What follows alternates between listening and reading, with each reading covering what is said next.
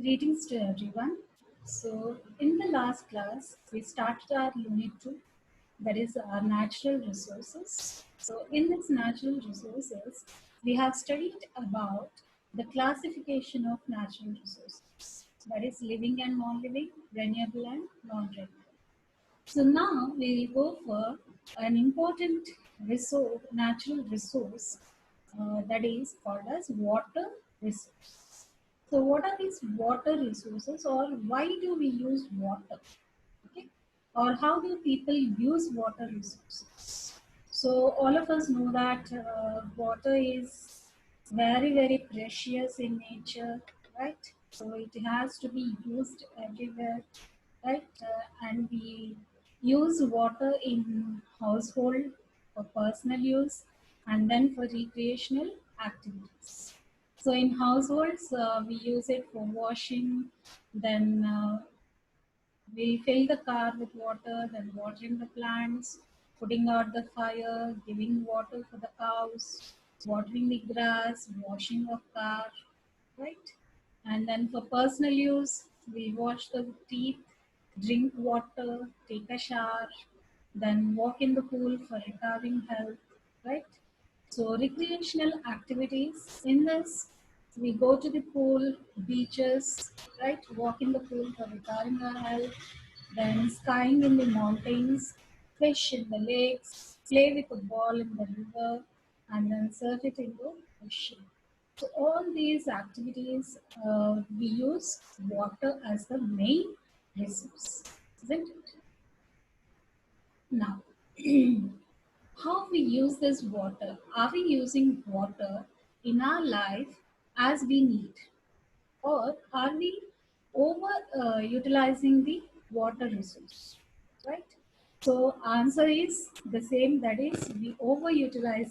We are using more than what we need. Right. So we are wasting the water, isn't it? So the water cycle. So water resource is mainly based on the water cycle, okay, which we'll deal in our next slide. Okay. So the water cycle through evaporation and precipitation maintains the hydrological system. All aquatic systems are used by a large number for their daily needs such as washing, irrigation, cooking, etc. Right? So one of the greatest challenges today is management of these water resources. So, and we are going to face the water crisis. Now only we are facing water crisis, and our government is trying its best to fill all the cherus and all those things, right? So KCI is doing a better job, I think, in that way. Okay.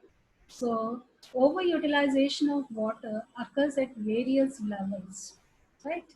So how we are overutilizing the water? So most people use more water than required to carry out basic activities like brushing, washing and cleaning, etc. Right? So while brushing, what you do? You just uh, uh, start the water and then you start brushing it. So instead of that, you just put it off, and then after you're brushing, then open the tap, and then you can wash your teeth, isn't it? So we have to be very careful, and we have to make others understand also the need of water, isn't it? Right. So farmers also sometimes use the double the water required for irrigation. So main thing for irrigation sake also we need water. So we shouldn't overutilize the water. So we need water, we use it, but it is to the extent of what we need. Right? Now, reflection spot. So, you have to tell me about the sources of water. So, where water is available, that is, uh, yeah, take a time, pause for a while, and think, and then answer me the question.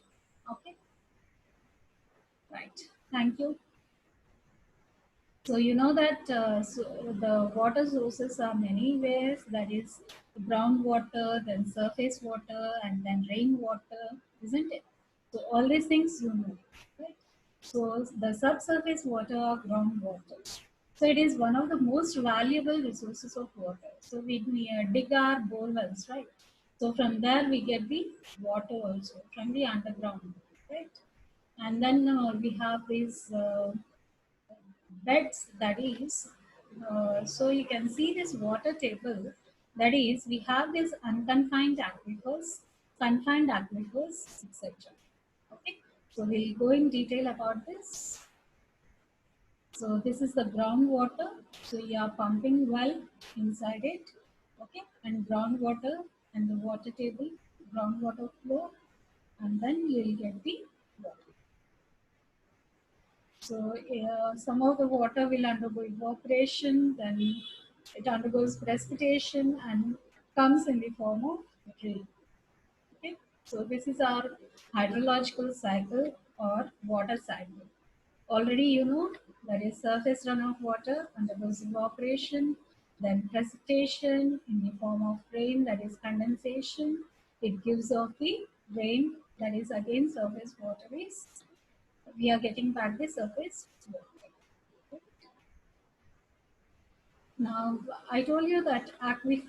So, aquifer is underground formation of permeable rock or loose material which can produce useful quantities of water when tapped by a well.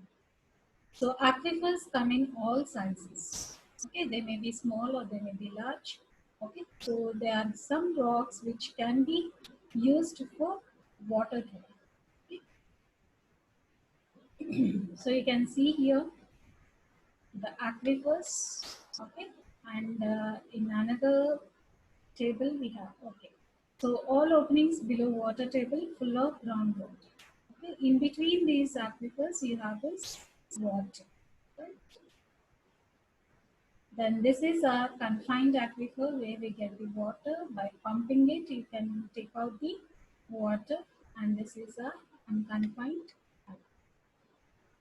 So this is about the water resources. So we have studied about different sources of water, uses of water, then how we are overutilizing the water resources, then hydrological cycle, okay, water cycle, and then about the uh, groundwater, then surface water, and then rain.